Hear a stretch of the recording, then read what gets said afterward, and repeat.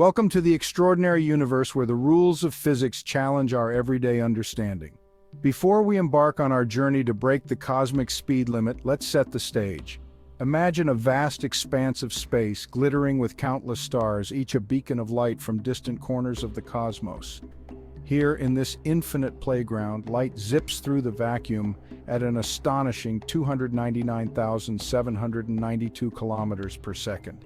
This is the ultimate speed limit, a boundary that has intrigued and puzzled scientists for generations. But why is light so special?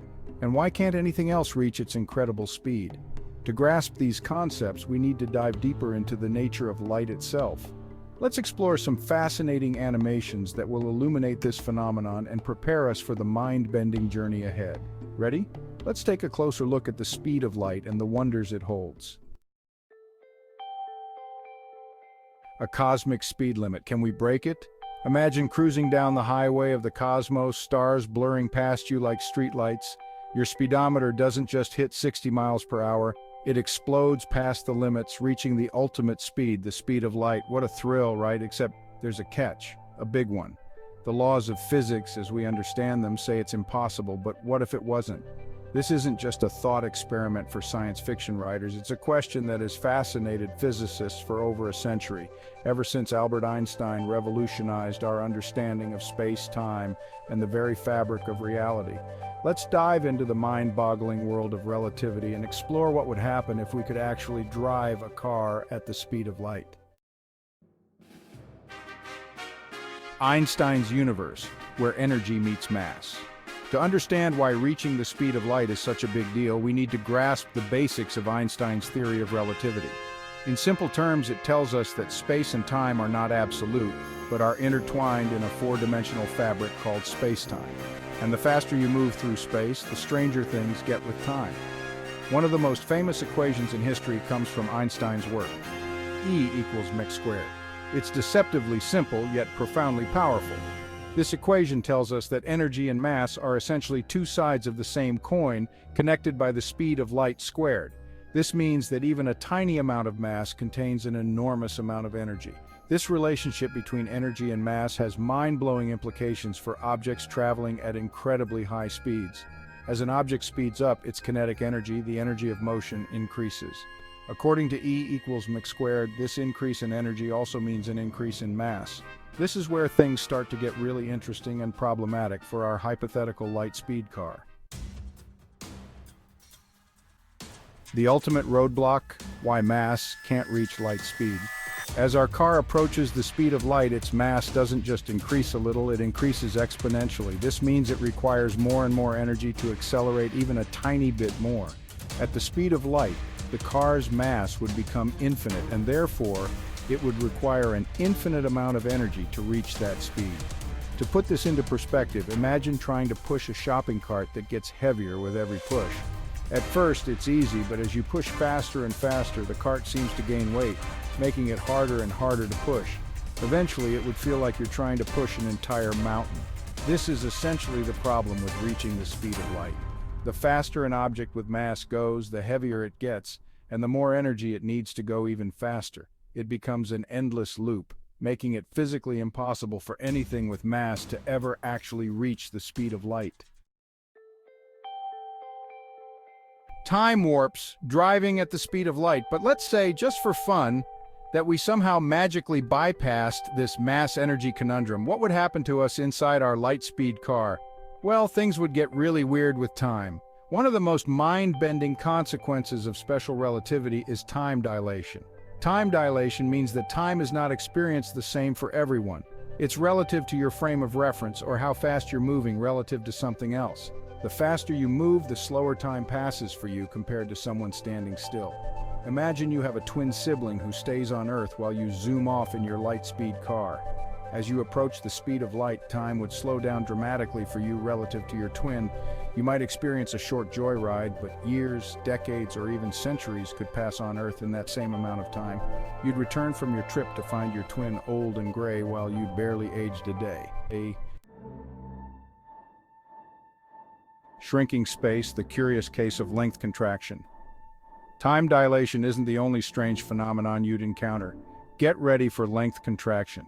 According to special relativity, not only does time get wonky at high speeds, but space itself also compresses in the direction of motion. This means that as you approach the speed of light, the distance between your starting point and destination would appear to shrink. The faster you go, the more dramatic the contraction. At the speed of light, the entire universe would shrink to a single point from your perspective. Think about driving down a long, straight road.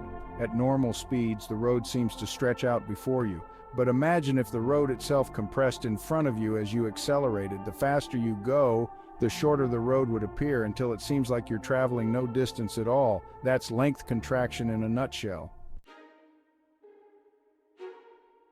A universe transformed, seeing the Doppler shift in action.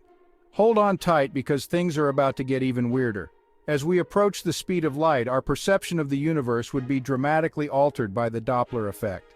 This effect describes the change in frequency of waves like light and sound as the source and observer move closer or farther apart.